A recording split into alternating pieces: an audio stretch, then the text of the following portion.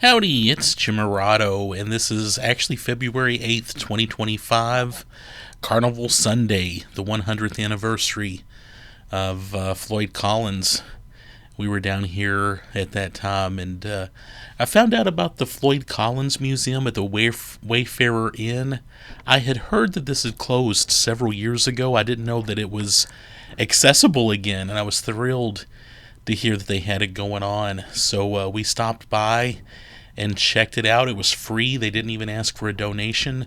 A very nice lady that runs the place just kind of came out and gave us a flashlight, told us to enjoy ourselves. So we took a quick stroll. It's a small museum, but it's very cool, and if you're going to be in the area, you should check it out anyway. Of his time underground in cave research, Floyd Collins, the trapped cave explorer, was known as a human groundhog because of his passionate love for underground exploration, and was said to have extensive knowledge of the cave area, believed to be the first to state that Mammoth Cave and all private-owned caves are all linked together as one, which was found to be true in later years.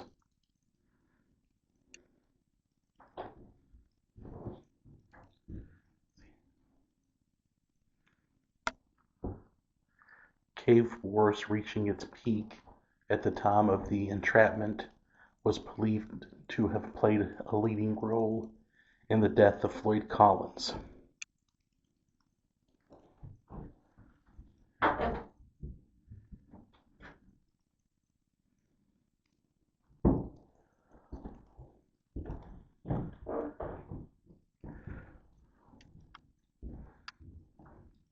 On that fateful morning, after a sleepless night of omens, Floyd Collins, a true soldier of fortune, dressed in rough overalls, a warm blue jumper, hobnailed boots, and armed with a battered oil lantern, coil of stout hempen rope, and a short crowbar, entered Sand Cave, calm with assurance and confidence.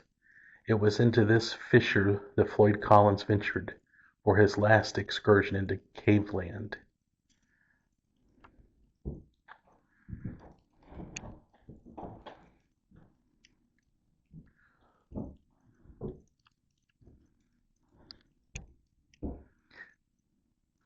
In the 18 days Collins was trapped in the cave, an army of sightseers, journalists, and would-be rescuers descended on the Sand Cave site. Considered the first national media event, radio shows were interrupted for updates on the rescue effort. Even Congress was recessed for bulletins, and President Calvin Coolidge was kept up to date. Charles Lindbergh landed here daily, flying photographs and news features for the Chicago Tribune.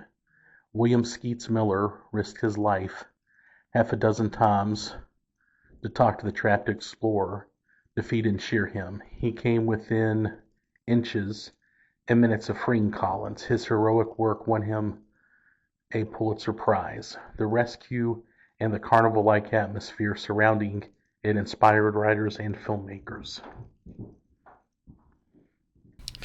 And again, huge tip of the hat to the Wayfarer Bed and Breakfast for having this available. I'll go ahead and just chat through this. We did kind of a quick walkthrough. You're going to want to go see this yourself. If you've been to Mammoth Cave and you know where Sand Cave is, this is literally walking distance from Sand Cave. From the little Sand Cave trail. I didn't realize how close it was. Not that far from Big Mike's. A very cool cave guide pin there. Cool items. Check them out. Make sure you look. And again, go here yourself. Movies made about Floyd Collins and his being trapped. And yeah, just a great place. I wish they sold some postcards or something so I could have bought a little something to help them out and to thank them for having this great little museum. And it's dungeonous. You know, you feel like you're in a cellar almost. It is very cave-like. They've done a really good job of making this feel authentic. And this is just weird. If you like weird attractions, dark attractions, here you go. And they even have a repro. Well, there's a little kind of a map of how Floyd was trapped. I'm not sure about the accuracy on that one, but still pretty cool. Oh, the Charles Lindbergh story you heard me reading a moment ago.